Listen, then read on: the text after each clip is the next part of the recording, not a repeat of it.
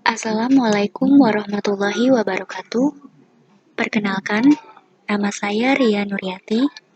Saat ini saya akan mempresentasikan mengenai perusahaan multinasional pada mata kuliah Manajemen Sumber Daya Manusia Internasional.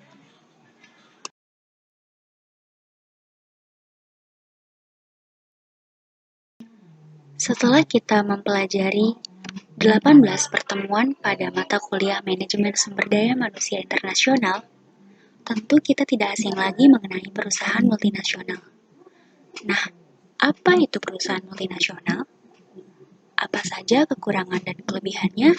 Serta apa saja sih contoh dari perusahaan multinasional?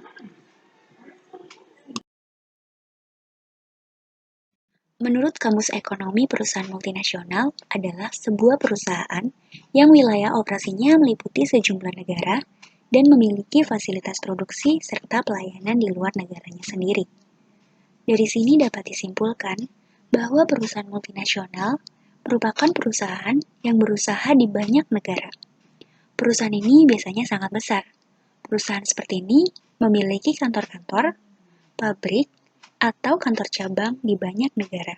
Mereka biasanya memiliki sebuah kantor pusat di mana mereka mengkoordinasi manajemen global. Selanjutnya adalah kekurangan perusahaan multinasional.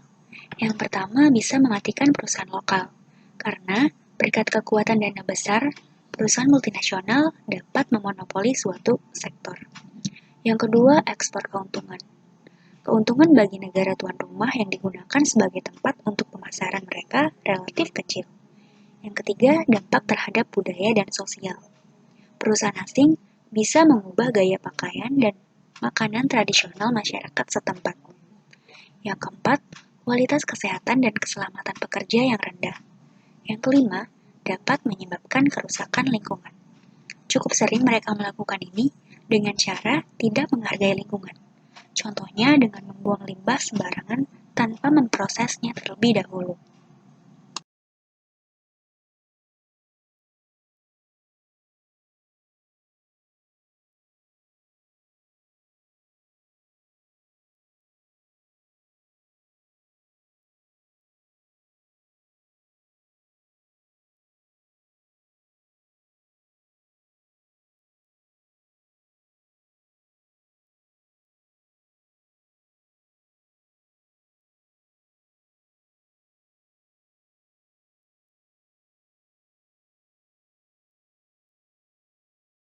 Pembahasan terakhir dari materi ini adalah contoh dari perusahaan multinasional.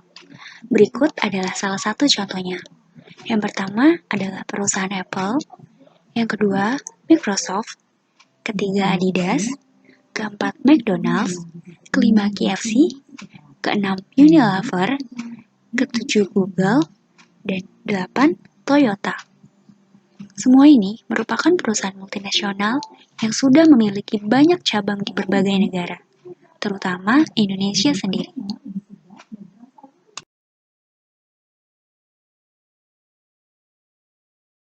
Cukup sekian dari presentasi yang dapat saya sampaikan.